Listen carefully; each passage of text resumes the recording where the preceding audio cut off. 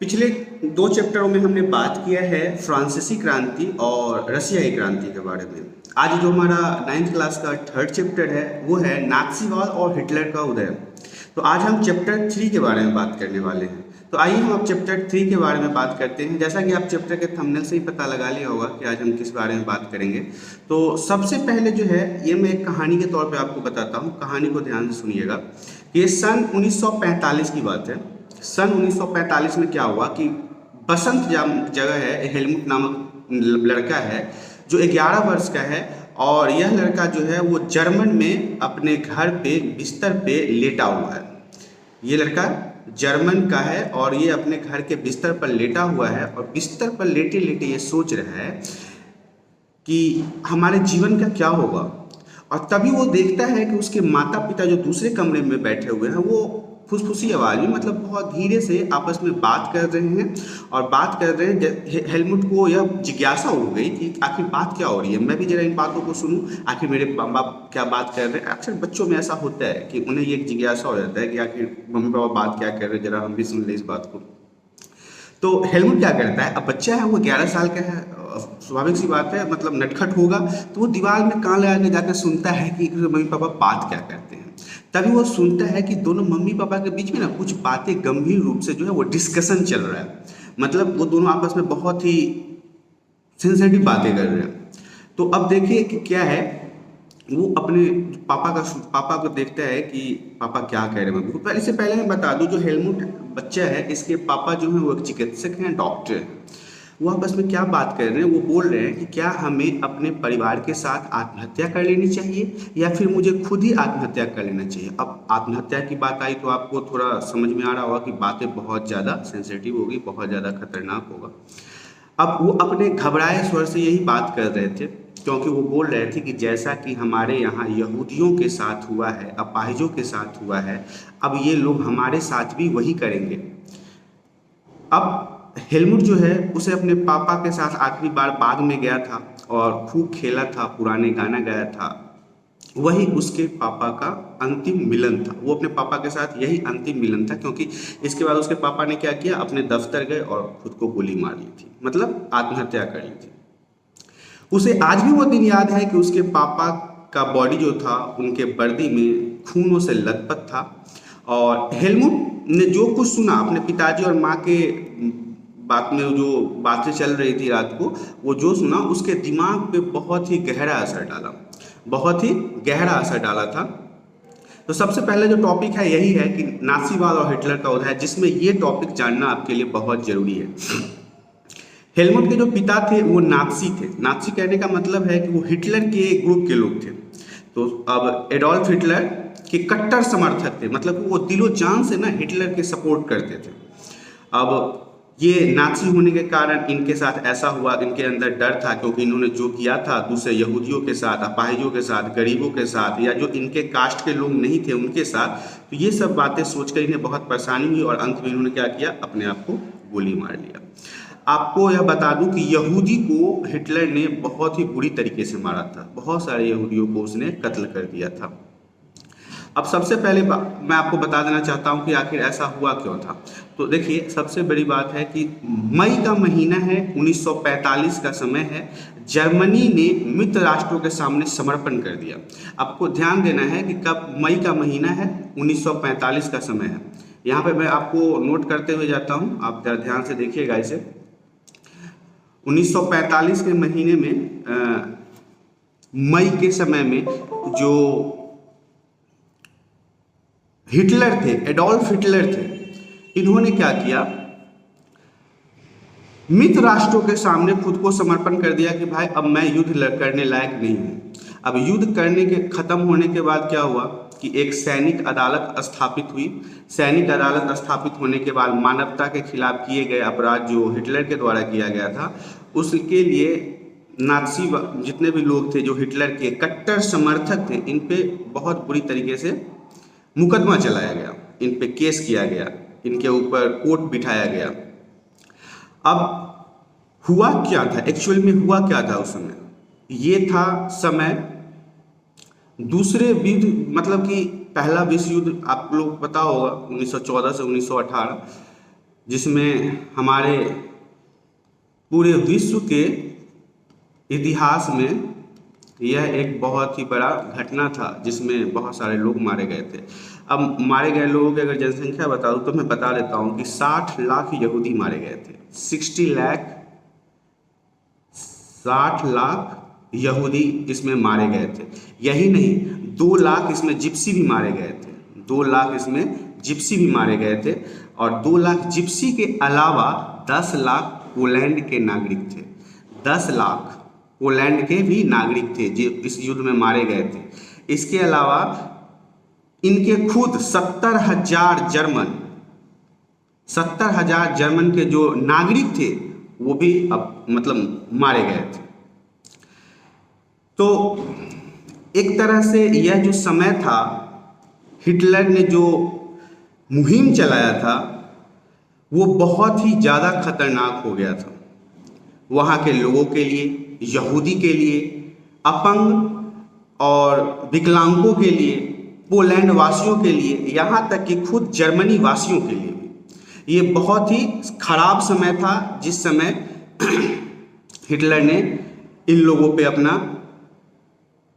मतलब मार्मिक कहानी है, मतलब इतने बुरी तरीके से मारा गया कि आप सोच भी नहीं सकते। आगे कुछ चित्रों में मैं आपको बताऊंगा किस तरह से इन्हें बहुत बुरी तरीके से मारा गया।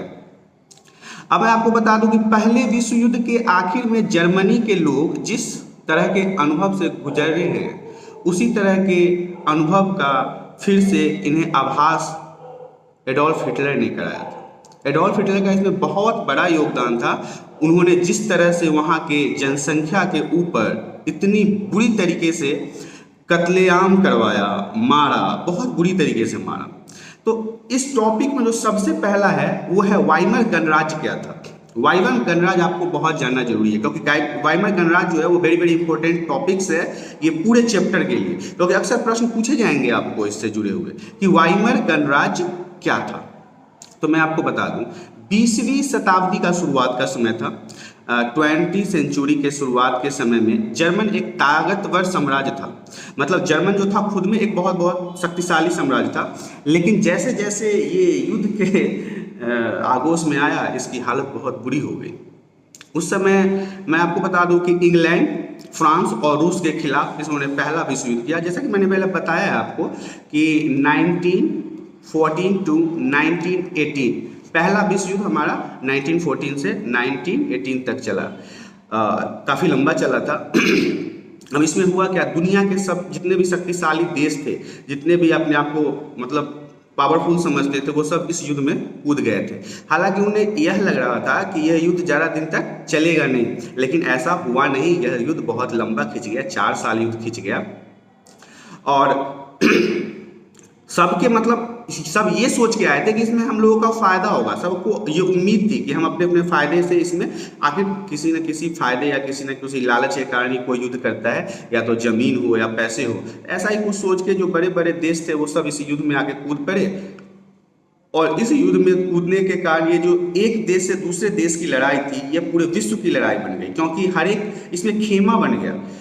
और आगे क्या हुआ कि 1917 में अमेरिका भी, मतलब देखिए 1918 में युद्ध खत्म हुआ है और 1917 में अमेरिका भी मित्र राष्ट्र में शामिल हो गया, वो भी युद्ध में आ गया। और उसके युद्ध में आने से उस खेमे को बहुत ज़्यादा ताकत मिली, और यही हुआ कि आखिर में नवंबर 1918 में उन्होंने केंद्रीय शक्ति को हराने के बाद जर्मनी को भी घुटने टेकने पर मजबूर कर दिया। क्योंकि 1918 तक ही हमारा युद्ध चला था, तो 1918 के नवंबर में जर्मनी हार गया और घुटने टेकने के लिए मजबूर हो गया। अब देखिए इसके बाद क्या हुआ, यहाँ की जो शासन व्यवस्था थी उसे एक नए सांचे से बदलने का मौका मिला।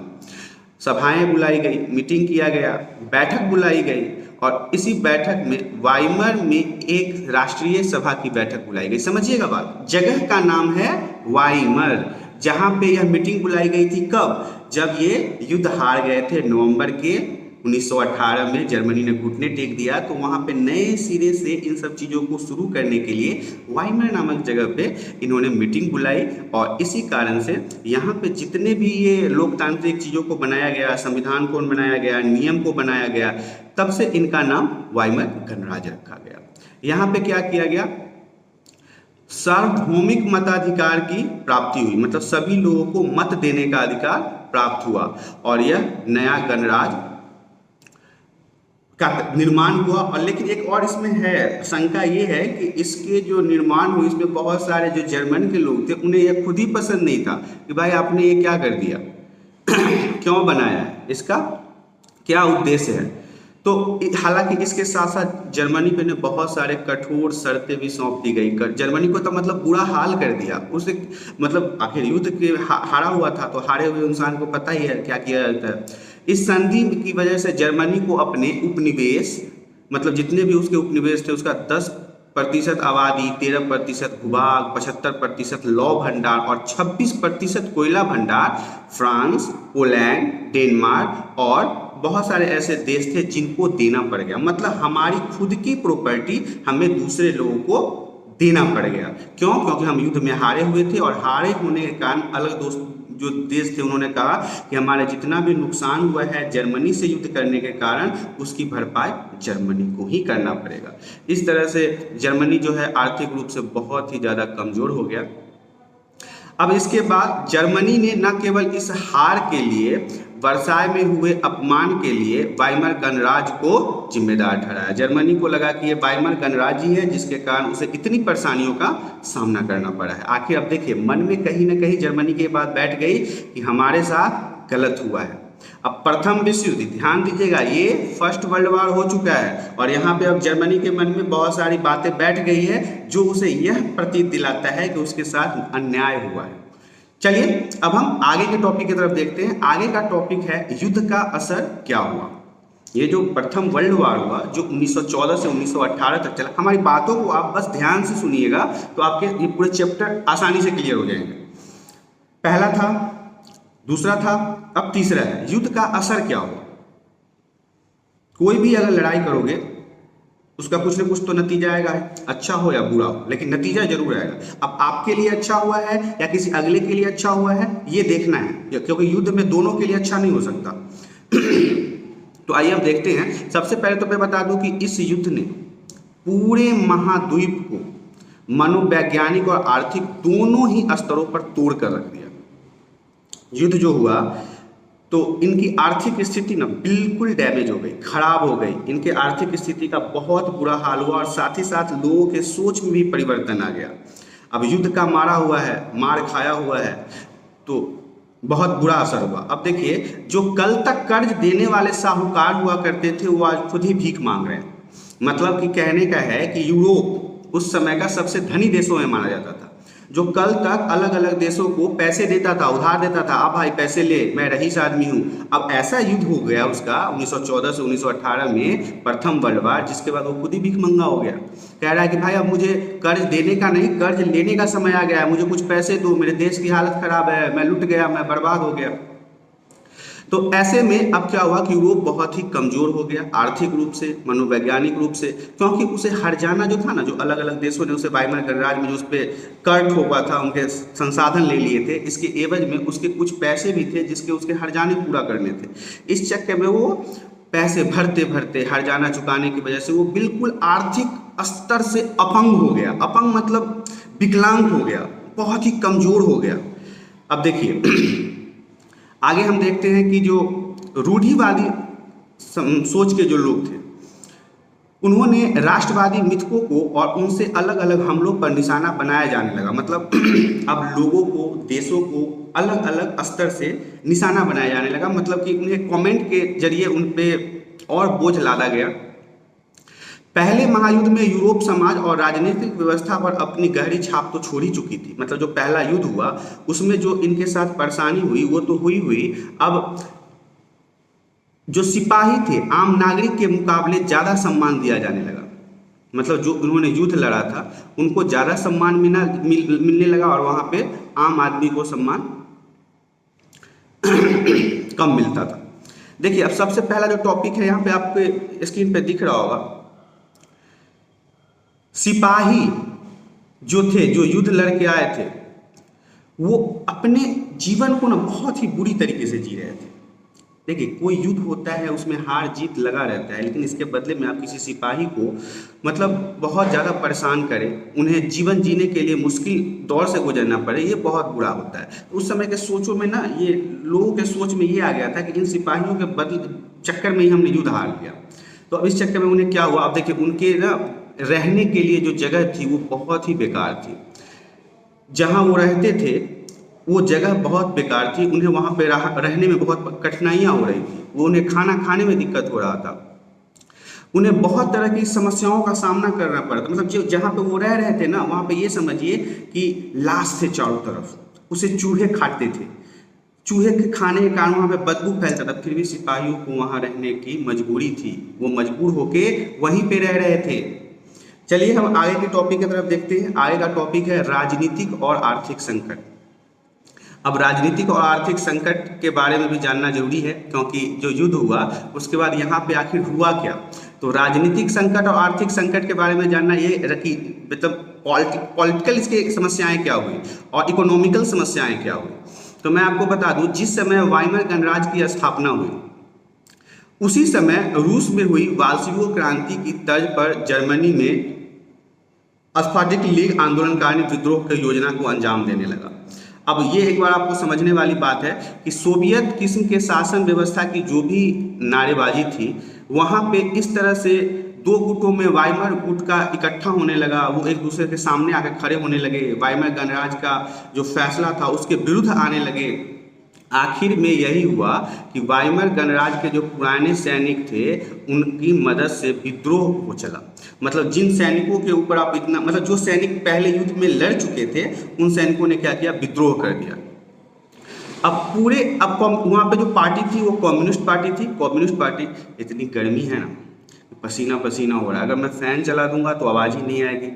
अब गर्मी में बैठकर यहाँ पे लगभग 45 डिग्री सेल्सियस तापमान है, पसीने से मैं लथपथ हो चुका हूँ।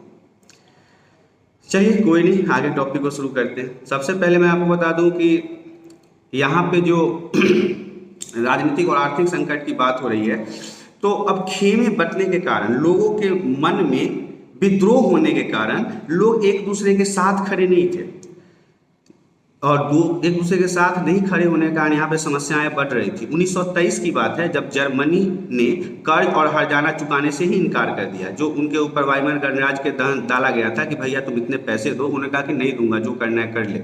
इसके जवाब में फ्रांसीसियों ने जर्मन के मुख्य औद्योगिक इलाके रू पर कब्जा कर लिया।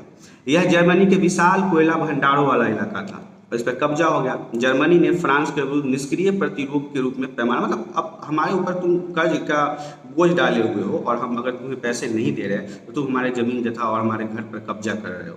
तो यही समस्या थी कि यहाँ पे ना आर्थिक संकट बहुत कमजोर हो चला था।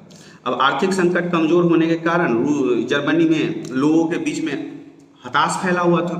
हताश फैला होने के कारण कि अब लोगों के पास काम नहीं थे, लोगों की समस्याएं बढ़ रही थी, लोग मतलब इस तरह से एक दूसरे के सामने आ रहे थे जैसे कि इनको अब आगे का कोई काम ही नहीं है। अब परेशानी हो रही थी लोगों के बीच में।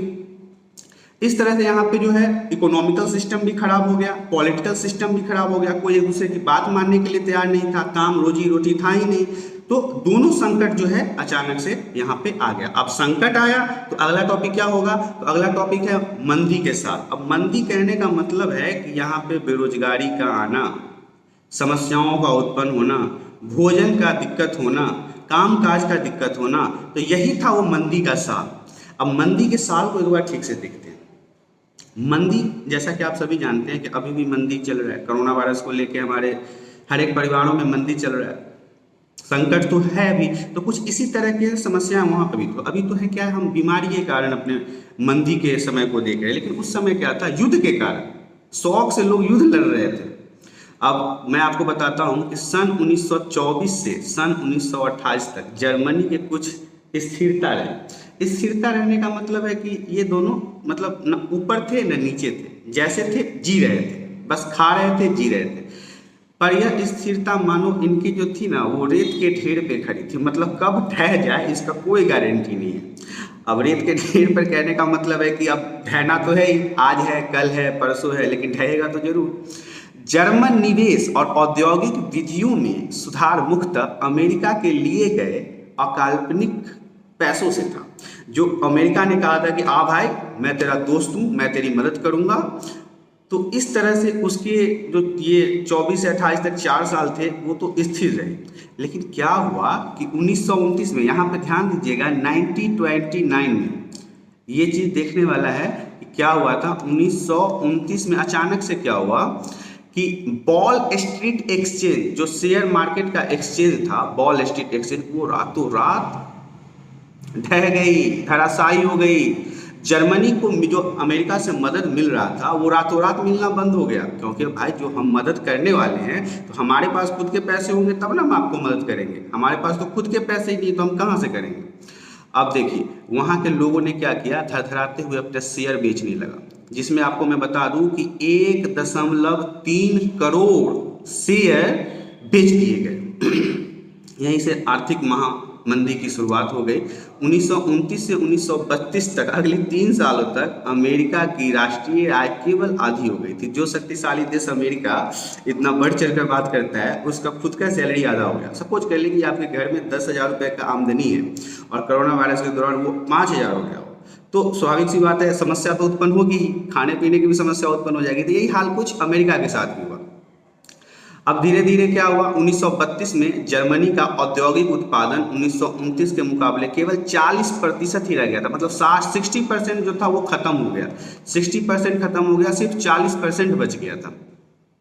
अब यहाँ से बेरोजगारी शुरू होती है मजदूरों के लिए। जो मजदूर थे उनकी बेरोजगारी शुरू हो गई, उनका वेतन काफ़ी गिर गया, क्योंकि सरकार तो पैसा तभी देगी ना जब सरकार के पास पैसा होगा। और सरकार के पास पैसा कहाँ से आएगा? सरकार नौकरी तो नहीं करता है, सरकार के पास खेती तो नहीं है, सरकार हमसे जो टैक्स मिलता है उसी से बेरोजगारों को, रोजगारों को, कंपनियों को, मजदूरों को पैसे देता है। या कोई भी फैक्ट्री पेमेंट कब करती है? जब कंपनी में अच्छा प्रोडक्शन हो, अच्छी उसकी बिक्री हो। लेकिन यहाँ तो बिक्री ठप हो गया, गोलगप, तो कहाँ से होगा पेमेंट? तो इस तरह से वहाँ के लोगों के बीच में बहुत ज़्यादा परेशानी हो गई। अब बेरोजगारी इतनी बढ़ गई कि नौजवान तो मतलब परेशान हो गए।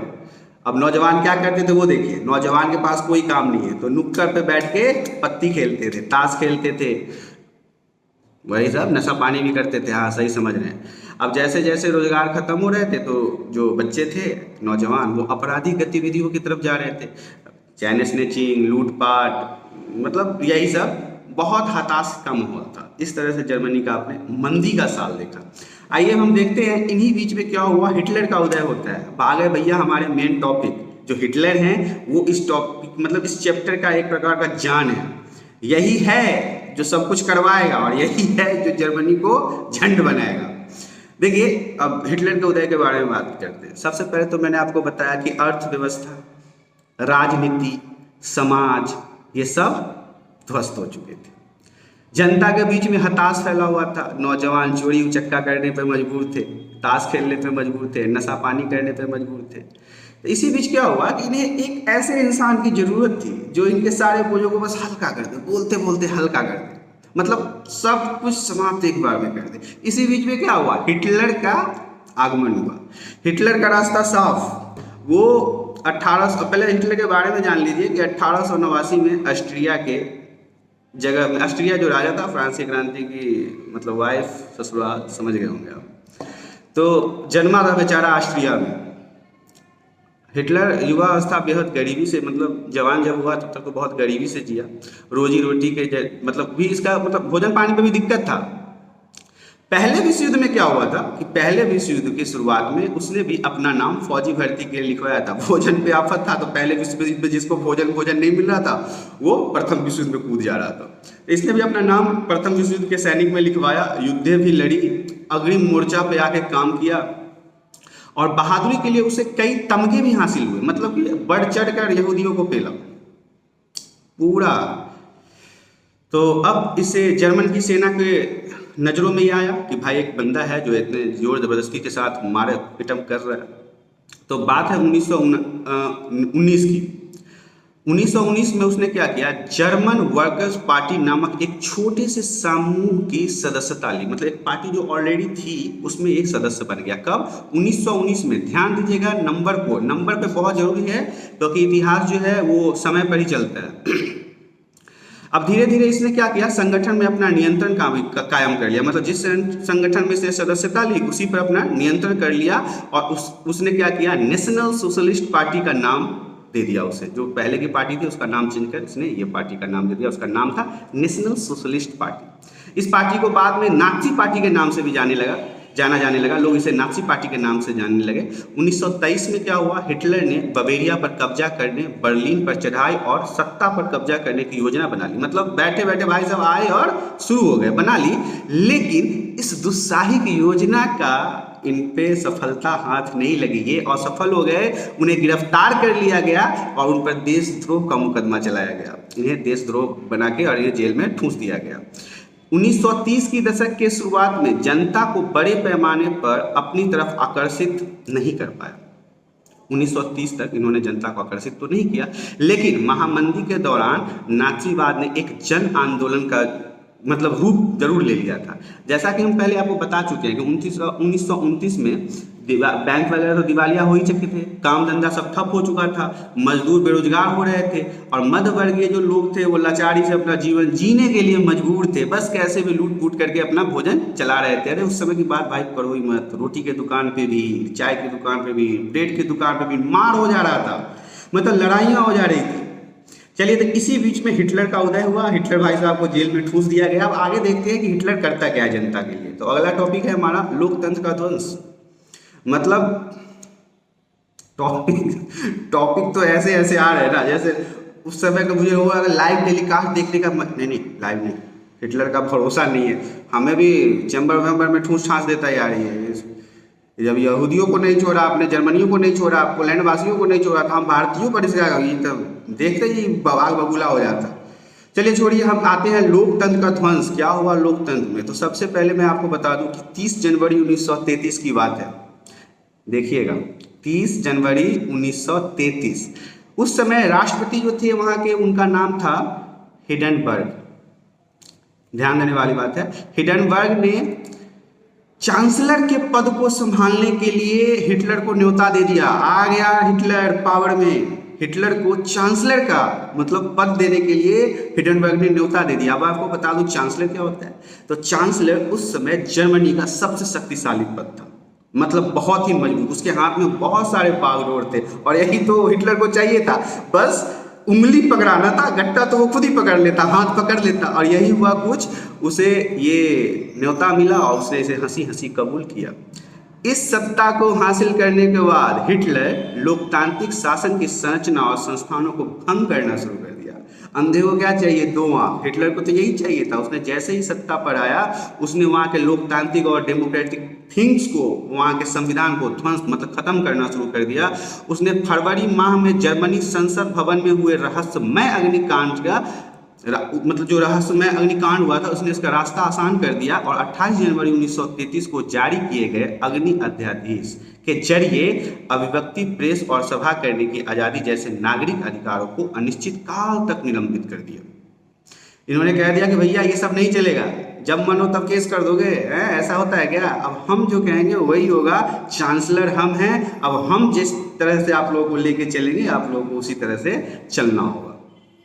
इस तरह से क्या हुआ कि अब मैं आपको बता दूं कि कम्युनिस्ट जितने भी लोग थे उन्हें रातों रात कंस्ट्रक्शन कैंपों में बंद कर दिया, जहां पे काम चल रहा था उन्हें बंद कर दिया गया। कम्युनिस्टों पर मतलब जो इनके बातों को नहीं समझ रहे थे वो लोग थे लगभग 5 लाख, उन्हें क्या किया कि शहर से गिरफ्तार कर दिया और जेल में ठूस दिया गया। अब मतलब आप ये समझ लीजिए कि अब जो बातें हिटलर की नहीं मान रहे थे उनके ऊपर गाज गिरने वाला था, उन्हें बुरी तरीके से मारने वाले थे ये लोग। 3 मार्च 1933 के बाद है, वहाँ पे विशेष मताधिकार नाम का एक वो था, इन्हें बर्गिंग एक्ट पारित किया गया था। इस कानून के जरिए जर्मनी के जो बड़े बाकायदा मतलब शाही लोग थे उन पर यह स्थापित किया गया। इस कानून में हिटलर ने संसद को हंसिए पर धकेलने के अलावे, मतलब हंसिए पर धकेलने का मतलब कोई वैल्यू नहीं भाई तेरे कानून की, हमने जो कहा वो बात होगी। यहाँ पे क्या हुआ कि नाजी पार्टी ने अपने जुड़े संगठनों के अलावा सभी राजनीतिक पार्टियां और ट्रेड यूनियन पारंपरिक मतलब हिटलर के जो अपनी कंपनी थे, इसके अलावा जितने भी थे उनके राजनीतिक पार्टी वगैरह, उस सब पर उसने पाबंदी लगा दी कि भैया कुछ नहीं चलेगा, ऐसा कुछ सिस्टम नहीं है, जो तुम कहोगे वैसा नहीं होगा, हम जो कहेंगे वो होगा। फोन आ गया था, सॉरी, साइलेंट कर देता हूँ, भूल गया था, सॉरी। अब देखिए कि अब अर्थव्यवस्था, मीडिया, सेना, न्यायपालिका, राज, पूरा पर नियंत्रण किसका था? हिटलर का था। चांसलर बनते ही क्या किया? अर्थव्यवस्था पर इसका अधिकार, मीडिया पर इसका अधिकार, सेना पर इसका अधिकार, न्यायपालिका पर इसका अधिकार, पूरा नियंत्रण इसने कर लिया। मतलब सब कुछ अब इसके हाथ में था। चलिए, लोकतंत्र का ध्वंस हो ही गया, अब चलते हैं आगे। पुनर्निर्माण, अब अपने तरफ से ही भाई साहब निर्माण करेंगे, अपने तरीके से बनाएंगे जर्मनी को। तो देखते हैं क्या बनाते हैं, क्या खिचड़ी पकती है। अब पुनर्निर्माण में क्या हुआ वो भी देखेंगे। हिटलर, एडोल्फ हिटलर जी, नाम लेके बोलिए, एडोल्फ हिटलर जी। हिटलर ने अर्थव्यवस्था को पटरी पर लाने के लिए एक बंदे को ढूंढा। बंदे कहने का मतलब हुआ अर्थशास्त्री को ढूंढा, इकोनॉमिकल पावर मैन ढूंढा, जिसका नाम था हाल मार्क्स। उसको बोला कि भाई देख, जर्मनी की हालत है खराब, तुम्हें करनी है सही, अब बता कि कौन सा ऐसा जड़ी बूटी देगा तू जिससे ये सब चीजें सही हो जाए। तो सबसे पहले मैं आपको बता दूं कि उसने जो कुछ जर्मन के सुधारने के लिए बताया, इससे हालांकि इट्स वर्क, ये काम किया था। मैं आपको बता दूं कि जनता के लिए जो वहां के इस अर्थशास्त्री हालमार्सन ने बताया, वो कुछ दिनों तक यहाँ पे काम किया था। इनके जर्मनी का सुधार कुछ दिनों तक होना शुरू हो चुका था। 1933 में उसने लीग ऑफ नेशन से पल्ला झाड़ दिया और 1936 में रायलैंड परबोरा पर इन्होंने कब्जा कर लिया। इनका जो था एक जन, एक साम्राज्य, एक नेता, इस नारे पर इन्होंने भैया खटिया बिछा दिया, कहा कि भाई अब यही होगा। और इसके अलावा इन्होंने क्या किया, 1938 में जहाँ पे जन्मे थे, कहाँ? ऑस्ट्रिया में, उसे भी जर्मनी में मिला दिया। ऑस्ट्रिया का नाम याद आया तो मुझे लुई सोल्वे का ससुराल याद आ गया। उन्हें तो आप लोगों ने गुलेटिन करवा ही दिया। चलो कोई नहीं, वहाँ से कोई बंदा हिटलर तो आया है। अब इसने क्या किया, ऑस्ट्रिया को जर्मनी में ही मिला लिया और इसके बाद उसने चेकोस्लोवाकिया पे भी कब्जा किया।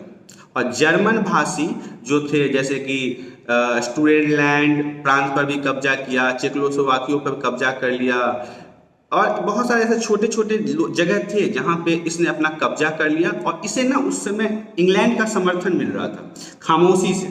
इंग्लैंड ना इसका विरोध नहीं कर रहा था, लेकिन चुपचाप इसका समर्थन कर रहा था, क्योंकि जो जर्मनी की संधि के साथ इनका जो इस पर बर्बरता की गई थी, इससे इंग्लैंड नाखुश था, यूके नाखुश था, इसलिए इनको जमकर सपोर्ट कर रहा था। अब चलते हैं अगले टॉपिक की तरफ, नस्लवादी राज्य की स्थापना। अब नस्लवादी राज्य की स्थापना टॉपिक एक पर एक है। कपड़े भीग चुके हैं पसीना से पूरा, थोड़ा सा पंखा चल जाए तो मज़ा आ जाए, लेकिन वही बात है, पंखा चलाऊंगा तो आप लोगों को मेरी आवाज़ें नहीं आएंगी।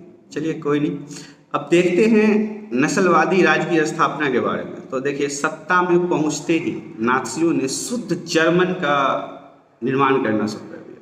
मतलब इन्होंने ये कहा कि यहाँ पे शुद्ध रूप से जो जर्मन लोग हैं वही रहेंगे, बाकी लोगों का तो भाई पत्ता गुल हो जाएगा। अब इसके बाद इन्होंने क्या किया, सबसे पहले उन्होंने जर्मन में मौजूद उन समाज और नस्लों को खत्म करना शुरू कर दिया जिन्हें वो अवांछनीय मानते थे।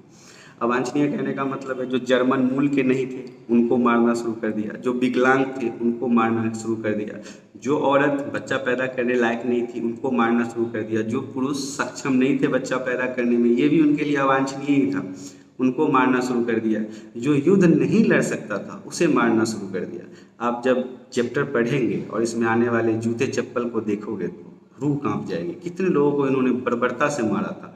अब ये अच्छा है या बुरा ये तो हम नहीं बता सकते हैं, लेकिन जो मेरा दिल कहता है इसमें मैं यही मानता हूँ कि कहीं ना कहीं ये बुरा हुआ।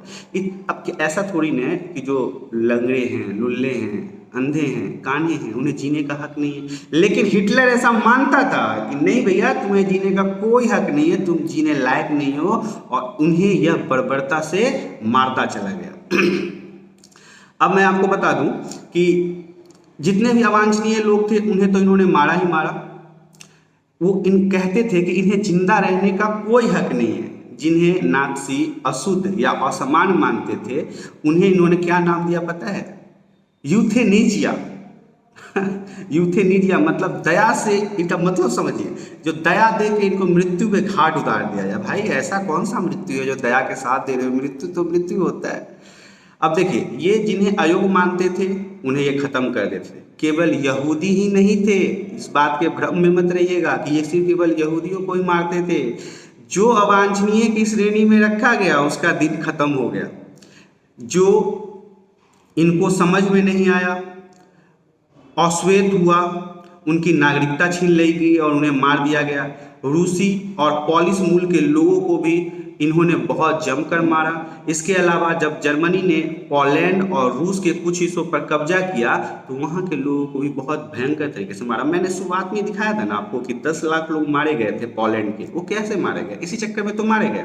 हिटलर ने इन लोगों को भैया मौत के घाट उतार दिया। अब बहुत सारे जो लोग थे उनको इन्होंने जेल में बंद कर दिया और जेल में बंद करके इन्होंने खाना पीना देना बंद कर दिया भाई। तो अब ये भूख से ही मर गए। मरना तो इन्हें था ही, या तो गैस चैम्बर में जल के मरे, कट के मरे, गोली खा के मरे, या फिर भूख से तरफ तरफ के मरे। अगला टॉपिक है नस्ली कल्पनालोक यूपेटिया क्या था। देखिए, अब ये भी टॉपिक एक महत्वपूर्ण है। किसी टॉपिक को तो यहाँ हम कमजोर कह ही नहीं सकते। युद्ध के साये में नाज़ी अपने, मतलब जो नाज़ी आप समझ रहे हो ना, जो हिटलर के कट्टर सपोर्टर लोग थे, युद्ध के साये में। अब देखिए, ऐसा कुछ हो रहा हो तो स्वाभाविक सी बात है, अगर आप दूसरों के घर पे अगर ईंट मार रहे हो तो आपका घर भी सुरक्षित नहीं है। आपके घर पे भी तो कोई ईंट मार सकता है ना। ऐसा ही कुछ हाल था जर्मनी का। जर्मनी के भाई साहब हिटलर ने दूसरों को इस तरह से धोया था, तो ऊपर वाला सब देखता है, कभी तो इनका समय आता ही ना। ऐसा ही कुछ हुआ, जनसंहार हुआ युद्ध के एक। अब ये जर्मनी जो था युद्ध के तपती लौ पे था, बारूद के ढेर पे था। कोई चिंगारी लगाने वाला था और ये फुस युद्ध पर युद्ध होना शुरू हो जाता था। पराजित पोलैंड को बुरी तरह से ध्वस्त कर दिया गया था। जो पोलैंड था, हारने के बाद उसे बहुत बुरी तरीके से तहस नहस किया गया। मैं आपको बता दूं कि जर्मनी के लोगों ने पोलैंड के लोगों को इस तरह से ध्वस्त किया कि वो रातों रात अपना घर बार, माल मवेशी, बच्चे छोड़ के सब तितर बितर हो गए, सब इधर उधर हो गए। और ये जो समस्याएं थी ये जर्मनी को कहाँ पहुंचा दी पता है? दूसरे विश्व युद्ध तक। जैसा कि जर्मनी के एडोल्फ हिटलर कर रहे थे, इन्होंने अपने देश को दूसरे विश्व युद्ध के किनारे पे लाके खड़ा कर दिया। पोलैंड के बुद्धिजीवियों को, मतलब जो वहाँ के पढ़े लिखे लोग थे, उन्हें बड़े पैमाने पर मौत के घाट उतार दिया गया। बहुत बुरी मौत मारी गई उन्हें। यह पूरे पोलैंड में समाज को बौद्धिक स्तर पर गुलाम बनाने के लिए था, क्योंकि जो हिटलर थे वो ऐसा मानते थे कि कोई पढ़ा लिखा रहेगा ही नहीं तो आवाज़ कौन उठाएगा, सब हमारे गुलाम बनेंगे। ऐसे चाल चलने के लिए वहाँ के उन्होंने पढ़े लिखे बुद्धिजीवी लोगों को, सारे लोगों को मार दिया। अब देखिए, अब ऐसा हुआ कि अब ये जो एडोल्फ हिटलर है ये राजनीतिक तौर पे ही नहीं, मानसिक तौर पर भी लोगों को गुलाम बनाना चाहते थे। इनके ध्येय यही था कि बस लोग हिटलर का नाम लें, हिटलर अच्छा करे, हिटलर बुरा करे, हिटलर कुछ भी करे, लोगों को वो अच्छा लगना चाहिए कि हिटलर है तो वो अच्छा ही किया होगा, हिटलर है तो वो समझदार है, हिटलर है तो मुमकिन है, मोदी है मोदी है तो मुमकिन है, ओके, हिटलर है तो मुमकिन है। ये उस समय की बात है। इस तरह से हिटलर ने क्या किया, लोगों को मानसिक रूप से भी गुलाम बनाने का बीड़ा उठा लिया। आइए नेक्स्ट टॉपिक की तरफ देखते हैं। अगला टॉपिक कहता है नाज़ी जर्मनी में युवाओं की क्या स्थिति थी। सबसे इंपॉर्टेंट पार्ट, लौंडे लपाड़े का क्या हाल था। मतलब जब ये युद्ध चल रही थी तो ये जो हमारे तबके के लोग होते हैं इनका क्या हाल था, क्या कर रहे थे भाई बंधु। पार्टी शार्टी हो रही थी, बियर शेयर आ रहा था, देखते हैं क्या कर रहा। तो देखो, सबसे पहले मैं आपको बता दूं कि हिटलर जो था वो मन को पढ़ने वाला व्यक्ति था। उसने वहाँ के युवाओं को इस तरह से प्रेरित किया था ना कि युवा उसके लिए जान देने के लिए तैयार थे। वहाँ का हर एक युवा यही कहता था कि हिटलर है तो मुमकिन है, हिटलर है ही सब कुछ कर सकता है, हिटलर ही हमें रोजगार दिला सकता है, हिटलर ही हमारे देश को उन्नति पे ला सकता है, हिटलर ही हमारे इकोनॉमिकल सिस्टम को सही कर सकता है। युवाओं में हिटलर की दिलचस्पी का जुनून इस तरह से पहुंच चुका था कि उनका मानना था कि एक शक्तिशाली नात्सी समाज की स्थापना के लिए बच्चे को नात्सी विचारधारा की घुटी पिलाना चाहिए। मतलब कि भैया अब मार काट से मन नहीं भरा तो अब स्कूल की पढ़ाई, ट्यूशन की पढ़ाई, इंटरनेट की पढ़ाई, अखबार की पढ़ाई, नॉवल की पढ़ाई, सभी चीज़ों में बस यही पढ़ाया जाए कि एक हिटलर ही है, वही सब कुछ कर सकता है। स्वाभाविक सी बात है, मैं आपको बता देता हूँ कि चारों तरफ से ना आपको अगर एक ही चीज़ बताया जाए ना कि दिन है, रात में बोला जाए दिन है दिन है दिन है, तो एक समय ऐसा है कि आप भी कहोगे हाँ यार दिन है, ये पागल है जो रात बोल रहा है, रात में आप दिन बोलोगे। तो यही हाल हुआ वहाँ के युवाओं को, इतना ना मोटिवेट कर दिया भैया इतना ना मोटिवेट कर दिया, मतलब कहा कि नौकरी चाहिए मैं दूंगा, खाना चाहिए मैं दूंगा, गर्लफ्रेंड चाहिए मैं दूंगा, हैं हाँ बियर चाहिए मैं दूंगा, अब भाई क्या चाहिए, सब कुछ दूंगा। कहा यार ये तो भगवान है, तथास्तु हो गया, तथास्तु युवाओं पे। अब युवाओं ने क्या कहा कि भैया आप जो कह रहे हो सही कर, शुद्धिकरण कर दो, काटो मारो हम तुम्हारे साथ हैं। और हिटलर को क्या मिल गया, मनोबल मिल गया, हिटलर और मजबूत हो गया। मतलब वहाँ के जितने भी युवा थे उसके लिए हिटलर भगवान था। जैसे हमारे लिए मोदी जी हैं वैसे ही आइए कोई नहीं, ये तो हिटलर की बात थी, उस समय तो हमारी जन्म भी नहीं हुई थी। भाई साहब ने अच्छा किया कि पहले पहले ये काला कांडी करके रखा है, अब के समय में करता है यार बताओ, तकलीफ में आ जाती दुनिया चलो ये तो युवाओं की बात थी। नेक्स्ट टॉपिक की तरफ देखते हैं, अब है प्रचार की कला। हिटलर को राज करना था ना भाई पूरे जर्मनी पे, तो प्रचार तो होगा ना। टीवी था नहीं था, रेडियो था नहीं था, किस चीज से प्रचार करता, अखबार से, स्कूल में पढ़ा के, लोगों को जोर जबरदस्ती से मंत्र में बुद्धि डाल के प्रचार करना था उसे। अब देखिए क्या किया। सबसे पहले देखिए हर चीज का जो देश में प्रचार करने का जो एक पैटर्न है वो है मीडिया। आप एक बार टीवी खोल के देखो, न्यूज चैनल 2 मिनट न्यूज बताएगा और 20 मिनट प्रचार देगा और कहेगा छोटा ब्रेक है। अरे छोटा ब्रेक यार, 10-10 मिनट का छोटा ब्रेक होता है, ब्रेक छोटा क्या है, तेरा न्यूज छोटा है। 2 मिनट तुम न्यूज बताते हो, 10 मिनट तुम यहाँ प्रचार करते हो, तो न्यूज ना छोटा हुआ, शॉर्ट ब्रेक। अरे शॉर्ट ब्रेक नहीं, शॉर्ट न्यूज बोलो उसे। अब देखिए नाज़ी शासन ने भाषा मीडिया को बड़े होशियारी से इस्तेमाल किया। मतलब जो मीडिया थी और भाषा पर उसने अपना वर्चस्व जमाया, उसने इसका जबरदस्त फायदा उठाया और उसने अपने मतलब लोगों को यह कहा कि कुछ शब्दों का इजाद किया, मतलब कुछ शब्द खुद से बनाए जो लोगों को दिल दहला देने वाले शब्द थे। नाज़ियों ने कुछ ऐसे शब्द का निर्माण किया जो वहाँ के लोगों के लिए दिल दहला देने वाले थे। लेकिन इसके साथ साथ मैं बता दूं, जो युवा थे, जो उसके चाहने वाले थे, उन्होंने इसे बखूबी से लिया। उनके लिए तो ये भगवान था। कुछ नहीं हिटलर, कुछ नहीं हिटलर बोलेगा बे, हिटलर के खिलाफ मार देंगे। हाँ हिटलर के खिलाफ नहीं बोलना, हवा चला हुआ था भाई साहब। मतलब जो हिटलर ने कह दिया सही है, जो हिटलर ने नहीं कहा वो भी सही है। ऐसे लोग हो गए थे, हिटलर ने कहा तो ठीक ही है, और नहीं कहा तो और ठीक है, जो सोचा होगा ऐसा बात। हाँ तो इस तरह से क्या हुआ। अब बात आती है हिटलर ने क्या किया, वहाँ के लोगों को अपने ऊपर मिलाया, मीडिया के जरिए, प्रचार के जरिए, किताबों के जरिए, भाषा के जरिए उस पर पूरा वर्चस्व कायम किया। प्रचार की कला भी हो गई, हिटलर के प्रचार की कला हो गई। अब हम आगे देखते हैं, आगे क्या है। आम जनता और मानवता के खिलाफ अपराध। जो वहाँ के आम जनता थी और जो मानवता था, वो तो मुझे लगता नहीं है बचा हुआ है, बचा हुआ ही था कि मानवता, अभी तक मानवता बचा हुआ है वहाँ पे। भाई कमाल है, जर्मनी में मानवता बचा हुआ है, देखो यार अच्छा है कुछ होगा बचा हुआ, थोड़ा मोड़ा छूट गया होगा, उसको अभी हिटलर ना देख लेगा। हिटलर के लिए टेंशन नहीं है, हिटलर भी कर लेगा, जो बचा हुआ है उसको भी वो ध्वस्त कर देगा। आपको मैं बता दूं कि बहुत सारे लोग जो थे वो नाज़ी शब्द विडंबन में धुआंधार प्रचार और शिकार होने लगे। जो नाज़ी के जो वही मैंने बताया ना कुछ शब्दों का निर्माण हुआ था जो एडोल्फ हिटलर ने आगाज किया था, उस पे लोगों ने मतलब आंख बंद करके भरोसा करना शुरू कर दिया। वहाँ के लोगों को अब इस तरह से मोटिवेट किया गया था, इस तरह से पाठ पढ़ाया गया था कि अब वहाँ के लोग भी ना दुनिया को नाज़ी की नज़र से देखने लगे, मतलब हिटलर की नज़र से देखने लगे कि नहीं हिटलर सही बोला बे, वो बोला है इसको मारना है तो मारना है, हिटलर कोई गलत बोल ही नहीं सकता, हिटलर हमारे लिए सोच रहा है, हिटलर ना अच्छा काम कर रहा है, हिटलर को देखो यार कुछ बेचारा कैसे हम लोग के लिए इतना सोच रहा है, हम लोग हैं कि बताओ हिटलर के लिए कुछ सोचिए नहीं रहे, ऐसा थोड़ी ना होता है। तो वहाँ के लोगों को इतना हिटलर ने अपने अंदर मतलब उसके भर दिया तो वहाँ के लोग भी ना वहाँ को लोगों को नाज़ी की नज़र से देखने लगे। उन लोगों को मानना था कि सही भाई जो हिटलर कर रहा है वो सही है। अब वहाँ के यहूदियों के भीतर उनके तरफ नफरत फैल गया, नफरत गुस्से का एहसास होता था, मतलब यहूदियों को ना क्या बताऊं भाई साहब, इनका तो जीवन ही तहस नहस कर दिया।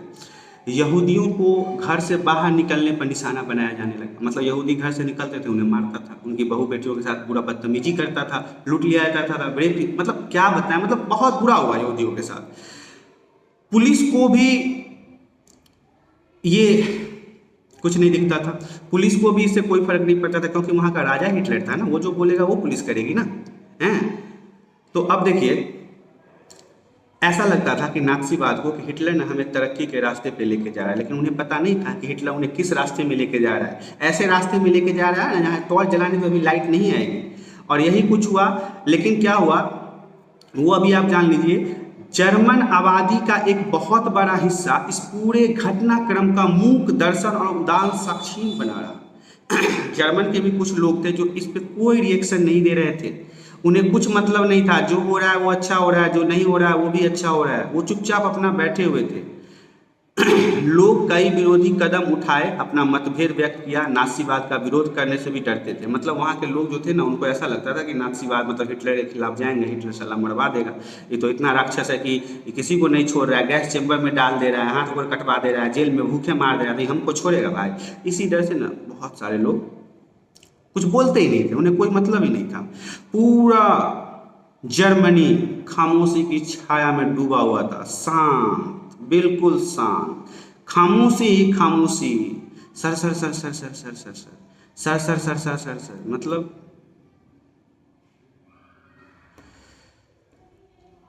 तो चलिए अब हम अगले टॉपिक की तरफ देखते हैं। हमारा अगला टॉपिक कुछ नहीं, खत्म है, समाप्त है।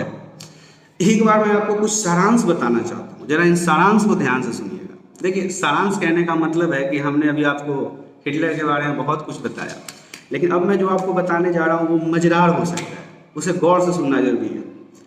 हाथ में ऐसे कर लेता हूँ, अब लिखना उखना तो है नहीं और दर्द होने लगा है, 47 मिनट से बैठे बैठे वीडियो और इस गर्मी में बिना पंखे के बना रहा हूँ। समझिए कि हिटलर प्रथम विश्व युद्ध हो रहा था 1914 से 1918 तक। इसमें जर्मनी का हालत बिल्कुल खराब हो चुका था, जर्मनी के लोगों के बीच में असंतोष, हताश फैला हुआ था। हताश फैलने के कारण जर्मनी के लोगों को बहुत सारी परेशानियों का सामना करना पड़ा, उनके पास रोजगार नहीं था, बेरोजगार थे, घर में राशन पानी नहीं था। तो इन ऐसे में क्या चाहिए, लोगों को एक ऐसा व्यक्ति चाहिए जो ये कहे कि तेरी सारी समस्याओं का समाधान मैं करूँगा। बस आया हिटलर, बोला कि मैं करूँगा, लोगों ने मान भी लिया। उस समय ऐसा थोड़ी न था, टैबलेट थोड़ी न था, मोबाइल थोड़ी न था, इंटरनेट थोड़ी न था, गूगल थोड़ी न था, न्यूज़ थोड़ी न था कि सब कुछ खोल खोल के बताया जाए कि भैया नहीं होगा, ठग रहा है, बेवकूफ़ बना रहा है। हिटलर ने कहा, लोगों ने मान लिया। अब हिटलर ने कुछ दिन तक अपना राजपाट सही चलाया, लोगों को लगा कि तरक्की हो रहा है, कि लोग उसके तरफ बढ़ गए। अब हिटलर ने कहा कि अरे एक बात बताओ कि तुम लोग यहाँ पे इस सब काहे रखे हो, तुम कौन से जात से? हम नाज़ी हैं, हम भी नाज़ी हैं, तो नाज़ी को रखो, बाकी को हटाओ। अब बाकी को लगा कचर कचर कचर कचर काटने, गैस चेम्बर में जिंदा जला दिया, हाथ गोड़ काट दिया, भूखे मार दिया, बताओ। इसके बाद कहा हाँ अब तो ठीक है। अच्छा एक बात बताओ, ये लुल्हा लंगड़ा क्या कर रहा है यहाँ पे? ये लुल्हा लंगड़ा का क्या काम है? इतना मार करने जाएगा, खाली बैठल बैठल गबर गबर खाएगा, 4 टाइम अनाज खत्म कर देगा हमारे देश का, साले को काटो, खत्म करो। तो वो सब क्या कहे कि हाँ ये हिटलर ना सही बोल रहा है भाई, ये लुल्हा लंगड़ा क्या करेगा यहाँ पे? ये लुल्हा लंगड़ा का क्या काम है? अगर मान लो हमको अगर मार करना होगा तो लुल्हा लंगड़ा मार करने जाएगा? नहीं ना जाएगा, तो लुल्हा लंगड़ा को भी साफ कर दिया। इसके अलावा अब हिटलर का अब एक बात पता है, कुछ लोग ना हमारी बातों को नहीं मान रहे हैं। तो बताओ, अगर हमारी बातों को नहीं मानेंगे तो विद्रोह नहीं कर देगा? हाँ, विद्रोह तो कर देगा, इसको भी मारो। अच्छा एक बात बताओ, हमारा पड़ोसी देश जो है पोलैंड, उसमें आक्रमण किया जाए? हाँ किया जाए, आक्रमण कर दिया, वहाँ का जमीन हथियाने के लिए वहाँ के 10 लाख लोगों को मार दिया। तो ये सब होता गया होता गया होता गया, लेकिन आपको पता है ना कि हर पाप का एक अंत होता है और पुण्य फिर वहीं से जन्म लेता है। ऐसा ही कुछ हुआ जर्मनी के एडोल्फ हिटलर के साथ। जब इन्होंने सारा ये कालाकांडी कर लिया, अब तो इनकी खुद की शादी यार 42 घंटे से ज़्यादा नहीं चली, 40 घंटे शादी के हुए और खुद के पति पत्नी और इनके जो पर्सनल बॉडीगार्ड थे उनके साथ गोली मार दिया इन्होंने। तो इस तरह से नहीं है, पूरा हिटलर का उदय जो था चैप्टर इसी में समाहित था।